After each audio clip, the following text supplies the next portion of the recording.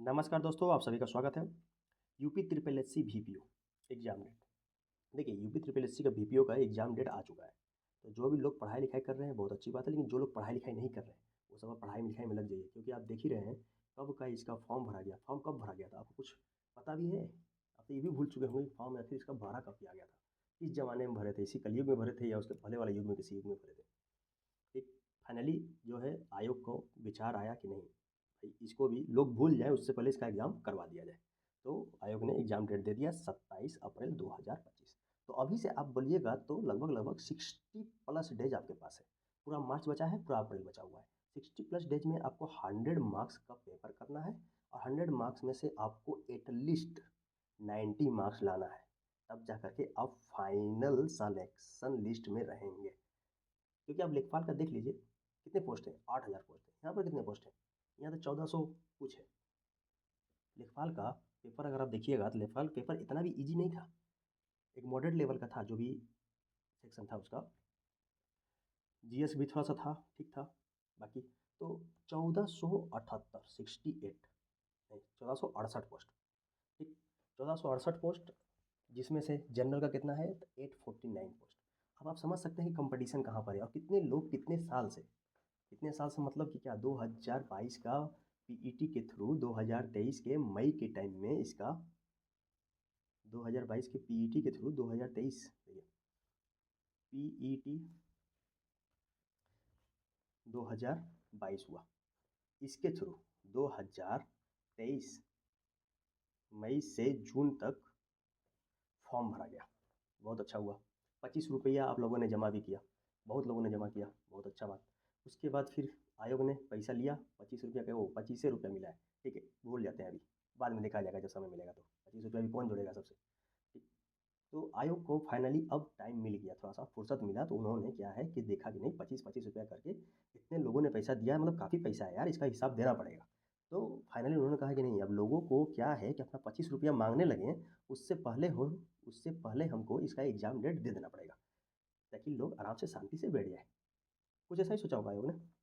तो फिलहाल आयोग की मर्ज़ी, आयोग की बात, जो भी करें, लेकिन आपके पास 27 अप्रैल, अगर आप आज से काउंट करें तो आज है कितना? 23 मतलब कि आप बोल सकते हैं कि 2 मंथ आपके पास पूरा है। 2 मंथ में आपके पास, लेकिन सिलेबस भी, अब सिलेबस अगर इसमें देखा जाए तो पहले ये देखिए, जो नोटिफ़िकेशन आयोग ने दिया है, क्या? कि आयोग की विज्ञापन संख्या 1 परीक्षा 2023 ग्राम पंचायत अधिकारी मुख्य परीक्षा संबंधित समस्त अभ्यर्थियों को एतद द्वारा सूचित किया जाता है कि प्रश्नगत विज्ञापन की लिखित परीक्षा का आयोजन दिनांक 27 अप्रैल 2025 को पूर्वाह्न 10 से 12 बजे तक किया जाएगा। यानी कि कितना? 27 को कब? 10 से 12, 2 घंटे की पेपर है, ठीक। उक्त परीक्षा में प्रवेश पत्र के निर्गत किए जाने के संबंध में अभ्यर्थियों को वेबसाइट के माध्यम से पृथक से यथा समय सूचित किया जाएगा। मतलब ये मान लीजिए कि ये डेट जो है फाइनल है, तब तक सरकार भी जो है कुंभ मेला वगैरह से खाली हो जाएगी। तो अब आप मानिए कि ये आपका जो है 27 अप्रैल, ये फाइनल है, आपको मानना ही पड़ेगा। अब आते हैं कि इसका सिलेबस में क्या-क्या है। तो देखिए, सिलेबस जो दिया हुआ है, पहली बात सिलेबस जो भी है, लेकिन एक चीज़ और दी गई है कि प्रश्नों की संख्या क्या रहेगी? 100, और समय 2 घंटे होगी।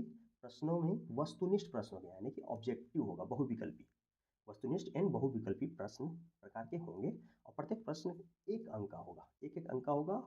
नेगेटिव मार्किंग की बात की गई है, 1/4 यानी कि 25% आपका मेहनत से काट लिया जाएगा, अगर आप थोड़ा सा भी इधर-उधर कर दिया तो। ठीक है, अब मेहनत से पढ़ते हैं, मेहनत से पेपर सॉल्व करते हैं, जाते हैं एग्ज़ाम देने भी बहुत मेहनत से। एग्ज़ाम देते हैं, उसके बाद फिर जब पेपर में एक क्वेश्चन अगर आप गलत करते हैं ना, जब आप शुरू-शुरू में 10 क्वेश्चन सही, 1 क्वेश्चन गलत आपको लगता है, जैसे मिला रहे हैं, तो आपको लगता है यार 1 क्वेश्चन गलत है। लेकिन जब यही फ्रीक्वेंसी जो है 20 क्वेश्चन में 2 हो जाता है, फिर 30 क्वेश्चन में 4 हो जाता है, तो आपको लगता है यार बहुत ज़्यादा होने लगा। ठीक, तो वो जो शुरू में आपका जो है ना, क्या बोलते हैं कि 1 ही गलत है, 2 ही गलत है, इसको माइंड से निकालिएगा, तभी जाके आपका गलत होने की जो संभावनाएँ हैं वो कम होगी। समझे? तो गलती की तरफ आपको जाना ही नहीं है, क्योंकि हम बता दे रहे हैं ना कि 90+ मार्क्स, और बाकी अलावा-गलवा कोचिंगों के चक्कर में या इधर-उधर बहुत सारे चैनल हैं, सब आपको बताएँगे नहीं 75 में भी आपका हो जाएगा, 75 में भी हो जाएगा। तो बस बोल रहे हैं कि उनके चक्कर में ना पड़िए। बहुत सारे कोचिंग तो ऐसे हैं यार, जो भी दिए हैं पेड कोर्स, ऐसा कोर्स सिलेबस, मतलब कि उसको इस तरह से कवर करवाए हैं, जैसे लग रहा है कि क्या है, आधा घंटा में 1 चैप्टर खत्म, दूसरा 2 घंटा में 1 चैप्टर खत्म। और अच्छा, घंटा भर घिस दिए हैं, भैया जी, बाबू जी, हाई जी, हाउ जी, खाली यही किए हैं पूरा लेक्चर भर में। ठीक, तो तो उसमें कंटेंट आपको मिलने से मतलब है, कंटेंट आपको जिधर से मिल रहा है आप उधर से देखिए, ठीक है। आपको ऐसा नहीं है कि केवल और केवल इसी वीडियो के माध्यम से या केवल मेरे मेरे ही चक्कर में रहिए, या आप किसी बुक को प्रेफर कर सकते हैं। यूथ कंपटीशन टाइम का बुक ले लीजिए, मोटा है नो डाउट, उसमें से आप थ्योरी थ्योरी उसमें बहुत बकवास भी दिया हुआ है, ऐसा नहीं है कि एकदम सही बुक है, बहुत बकवास भी दिया हुआ है, उतना पढ़ने की जरूरत नहीं है। हाँ, लेकिन इसका जो MCQ दिया हुआ है ना, क्वेश्चन जो दिया हुआ है बगल में हर एक चैप्टर के बाद, उस क्वेश्चन को आप जरूर लगाइए। वो क्वेश्चन को लगाने से क्या होगा कि आपका जो पीछे का पढ़े हुए हैं ना, वो सब थोड़ा रिकॉल होगा, रिकॉल होगा तो आपको फिर से पढ़ने में इंटरेस्ट जगेगा, फिर आपको उसको जब आप रिवीजन कीजिएगा तो फिर आपको उसमें रिवीजन करने में आपका मतलब एक कंसंट्रेशन बनेगा, ठीक। और जब तक कंसंट्रेशन नहीं बनेगा, क्योंकि इतना दिन से छूटा हुआ है तो कंसंट्रेशन जल्दी नहीं बनना है, ठीक है। कई लोग तो भूल गए होंगे कि BPO का एग्जाम भी होता है कोई यूपी में। तो ये रहा थ्योरी। अच्छा, एक घटना चक्र का, घटना चक्र का एक तरफ से संक्षेप में दिया हुआ है, तो इसको भी आप देख सकते हैं, इसको भी देखिए, काफ़ी हेल्पफुल रहेगा आपके लिए, ठीक है। और बाकी अगर आगे बात किया जाए, आप देखिए परीक्षा योजना के बारे में बात करते हैं, क्या परीक्षा योजना में सिलेबस एक तरफ से क्या है। तो सिलेबस देखिए, पहली बात तो क्या है, 65 मार्क्स का आपका, एक सेकेंड, 20 नंबर का आपका यूपी हो गया, 15 नंबर का ये, बाकी 65 मार्क्स का जो है ग्राम पंचायत से रिलेटेड है, ठीक। तो 65 मार्क्स आपका ग्राम पंचायत से रिलेटेड है, इसको बहुत आपको ध्यान से करने की जरूरत है। देखिए, जिसमें से भाग एक क्या है, पंचायती राज व्यवस्था का इतिहास तथा उनके संबंध में संवैधानिक उपबंध, 10 नंबर का है बात। इसको अगर ठीक से पढ़िएगा ना, लगभग 4 से 5 घंटा लगेगा, 4 से 5 घंटा में ये पूरा टॉपिक आप कंप्लीट कर लीजिएगा, इस तरह से कंप्लीट कर लीजिएगा कि इसमें आपको दिक्कत नहीं होगी, 10 नंबर में 10 नंबर आप कवर कर सकते हैं। उसके बाद पंचायतों का वर्तमान स्वरूप उत्तर प्रदेश राज्य के परिप्रेक्ष्य में, ये काफ़ी लंबा है, ठीक है। भारत का भारत का नहीं, यहाँ पर क्या हो रहा है, उत्तर प्रदेश राज्य के परिप्रेक्ष्य में, तो ये 10 नंबर का क्वेश्चन है, तो ये बहुत इंपॉर्टेंट हो जाता है।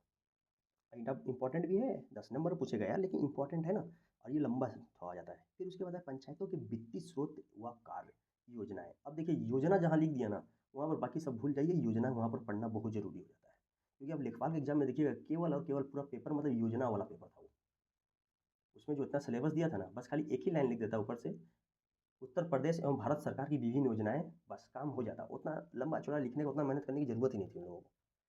फिर आप मेहनत किया, अच्छा बात है, लेकिन मेहनत के ऊपर उनका फल, अपने से उन्होंने अपना फल नहीं लिया, तो उसमें हम क्या कर सकते हैं भाई।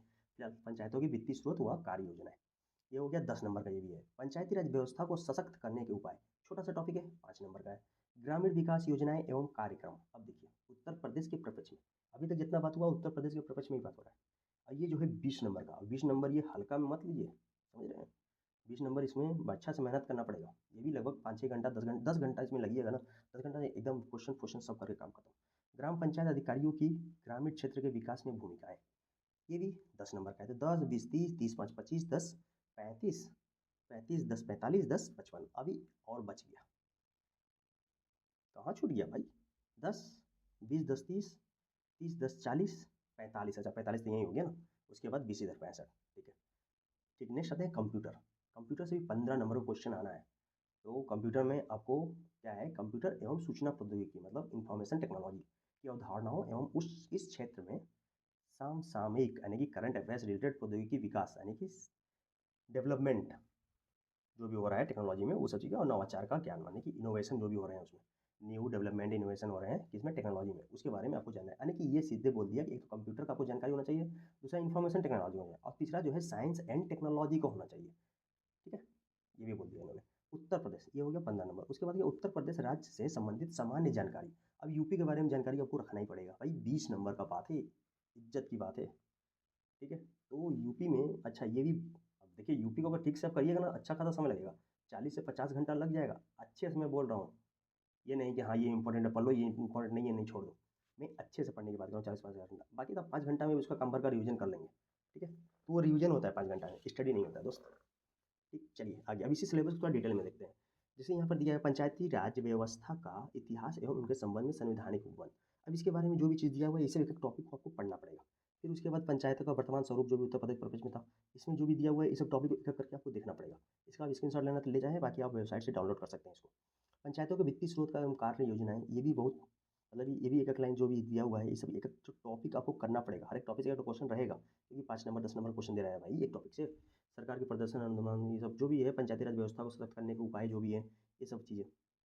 और इसके बाद फिर आपका ग्रामीण विकास योजनाएँ एवं कार्यक्रम, ये सब जो भी चीज़ें हैं, देखिए अब यहाँ पर योजनाएँ एवं कार्यक्रम जहाँ बात कर दिया, वहाँ पर आपको देखिए पहले जो भी इसमें योजनाएँ लिखी हैं उसको हम कंठस्थ करना होगा, ठीक? उसके बाद फिर जो भी योजनाएँ चल रहे हैं, गवर्नमेंट के द्वारा जो भी ग्राम पंचायत से रिलेटेड या ग्रामीणों के लिए या किसी भी, जिससे क्या है ग्राम के लोगों को फ़ायदा हो रहा है, नुकसान हो रहा है उससे भी, वो सभी चीज़ें आपको पढ़ना पड़ेगा। ग्राम पंचायत अधिकारियों की ग्रामीण क्षेत्रों में विकास की भूमिका, देखिए ग्राम पंचायत के सचिव के रूप में, जन्म मृत्यु पंजीकरण अधिकारी के रूप में, आदर्श ग्राम पंचायत बनाने की भूमिका, पंचायत बनाने में भूमिका, जो भी चीज़ें ये सभी चीज़ें आपको पढ़नी पड़ेगी।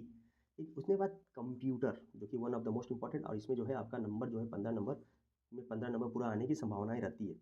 इस बात को आप मद्देनज़र रखते हुए इसको आप ध्यान से कीजिएगा। कंप्यूटर एवं सूचना तकनीकी का परिचय, hardware, software, operating system, separate sheet, email, social networking, e governance की जानकारी, डिजिटल वित्तीय उपकरण और अनुप्रयोग, internet and world wide web, ये देख लीजिएगा, ये बहुत ज़्यादा इंपॉर्टेंट है। देखिए पहली बात तो ये कंप्यूटर सूचना प्रौद्योगिकी का परिचय, इंट्रोडक्शन बहुत जरूरी है, हार्डवेयर सॉफ्टवेयर, इसी से इतने में आपका 5 क्वेश्चन हो जाएगा। ऑपरेटिंग सिस्टम एक क्वेश्चन फिक्स है, separate sheet, email, social networking, e governance की जानकारी, इससे भी 2-3 क्वेश्चन फिक्स है। डिजिटल वित्तीय उपकरण और अनुप्रयोग, इंटरनेट एवं world wide web, 2 question fix है। पहले तो डब्ल्यू का फुल फॉर्म में पूछ लेगा एक तो, ठीक।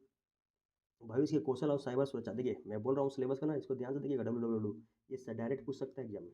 ठीक, उसके बाद अवलोकन, बोर्ड प्रोसेसिंग तत्व एवं कंप्यूटर और सूचना प्रौद्योगिकी के क्षेत्र में होने वाली तकनीकी विकास एवं नवाचार, ये सभी चीज़ें आपको देखना है। उसके बाद भी उत्तर प्रदेश से रिलेटेड क्या क्या चीज़ें हैं, देखिए उत्तर प्रदेश का मतलब ये नहीं कि पूरा वो यूपी को खोल करके बैठ जाइए, हम चलते हैं पूरा यूपी घूम लेते हैं, यूपी की जानकारी मिल जाएगी, उससे नहीं होगा, पहले तो आपको इतिहास उसमें पढ़ना पड़ेगा। इतिहास से 2 क्वेश्चन रहेंगे फिक्स है। संस्कृति, कोई जो भी वहाँ का कल्चर है यूपी का, कल्चर को देखना पड़ेगा। कला क्या है, वास्तुकला क्या है, वास्तुकला है, ठीक, ध्यान दीजिएगा। त्योहार, लोक नृत्य, साहित्य, क्षेत्रीय भाषाएँ, कहाँ कौन सा भाषा मतलब ब्रज भाषा कहाँ बोली जाती है, ठीक, अवधी कहाँ बोली जाती है, ये सब चीज़ें, विरासत, सामाजिक रीति रिवाजें और पर्यटन, आपको पर्यटन से भी रिलेटेड क्वेश्चन पूछेगा इसमें। भौगोलिक परिदृश्य एवं पर्यावरण, प्राकृतिक संसाधन, कहाँ कहाँ क्या मिलता है, लिथियम कहाँ मिलता है बताइए, कॉपर कहाँ मिलता है, जलवायु, मिट्टी, वन, अच्छा ये प्लास्टिक सिलिका कहाँ मिलती है, वन्य जीव, जो भी है, वन हो गया, वन्य जीव हो गया, खान हो गया, खनिज हो गया, उत्तर प्रदेश की अर्थव्यवस्था, कृषि, उद्योग, व्यवसाय और रोजगार व्यवस्था, प्रशासन, सामाजिक घटनाओं, यानी कि करंट अफेयर भी यूपी का पढ़ना पड़ेगा। तो कुल मिला जुला के आपने देखा क्या कि आपको 100 नंबर का पेपर है, 100 नंबर में 65 जो है आपका ग्राम पंचायत से रिलेटेड है, 15 जो है कंप्यूटर से रिलेटेड है, और बाकी जो बचता है 20 वो है यूपी से रिलेटेड। तो यूपी में आप अच्छे से गेन कर सकते हैं, आराम से 20 नंबर में से 17 से 18 नंबर गेन कर सकते हैं। कंप्यूटर में 15 में से 12 से 13 क्वेश्चन आप गेन कर सकते हैं, और इस 65 में से अगर आप अच्छे से कंसंट्रेशन के साथ पढ़ेंगे, अच्छे से का मतलब ये नहीं कि बहुत पोथी पुराण उठा के पढ़ना है, अच्छे का मतलब ये है कि कंसंट्रेशन के साथ जितना पढ़ रहे हैं, सॉलिड पढ़ रहे हैं, तो आराम से आप 60 मार्क्स तक गेन कर सकते हैं, यानी कि 6, 16, 10, 60, 10, 70, 10, 80 और 10, 90 हो गया आपका काम। ठीक है, तो इतना आपको करना है। आपका देखिए 90 नंबर मैं बोल रहा हूँ, लेकिन किसी भी हाल में आपका 87, 88 मार्क्स से कम ना हो एग्जाम में, ना तो आपका सिलेक्शन नहीं हो पाएगा। ये बात आप लिख करके रख सकते हैं, बाकी लोग कुछ भी बोले। चलिए थैंक यू, आज के लिए इतना ही। हाँ, चैनल से जुड़ने के लिए चैनल को सब्सक्राइब कर लीजिए, आपको इसमें हर एक मटेरियल प्रोवाइड करवाया जाएगा, जो भी विलेज पंचायत ऑफिसर से रिलेटेड जितने भी मटेरियल मिलेंगे, मतलब कि जितने भी काम की चीज़ रहेंगे, किससे, बीपीओ से रिलेटेड, वो सभी चीज़ें आपको चैनल में प्रोवाइड करवाया जाएगा। और आज से हमारा एक कोर्स, क्रैश कोर्स स्टार्ट कर रहा हूँ मैं, बीपीओ से रिलेटेड, ठीक।